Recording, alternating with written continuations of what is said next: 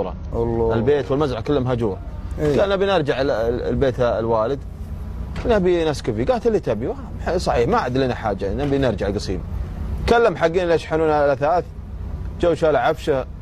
يوم اذن المغرب صلى المسجد مع الجماعه واستسمح منهم، وقال انا هذا اللي صار وسامحوني وفي امان الله مع السلامه.